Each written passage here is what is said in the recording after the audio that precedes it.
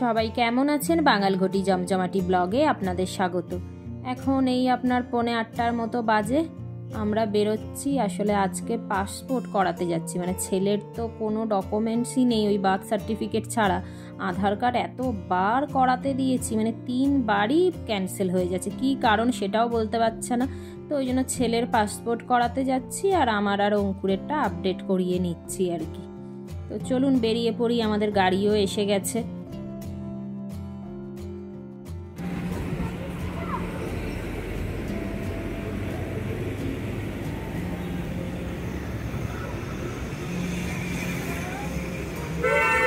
চলো তোমরা আগে ঢুকে যাও,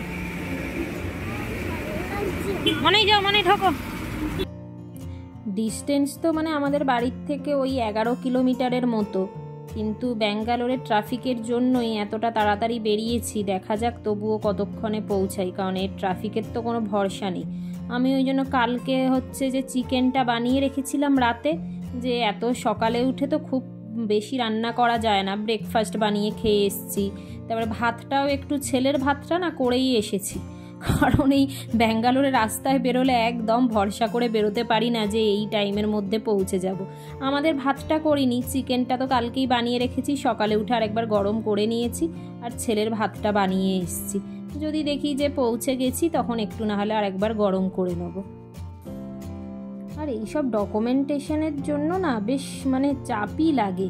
এদের হাজারো একটা ডকুমেন্টস বানানোর জন্য আরও এত বেশি ওদের সেই প্রুফ দিতে হয়।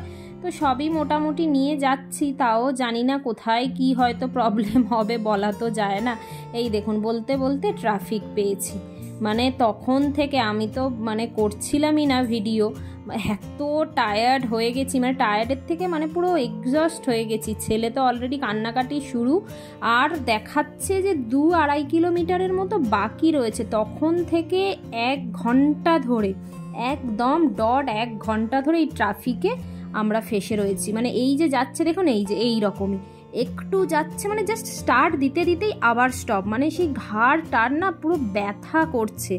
এই জন্য আমি বেরোই না, মানে খুব এমার্জেন্সি না থাকলে আমি বাড়ির থেকে ব্যাঙ্গালোরে বেরোই না। এত মানে বাজে ট্রাফিক এদের এখানেই, দেখেছেন?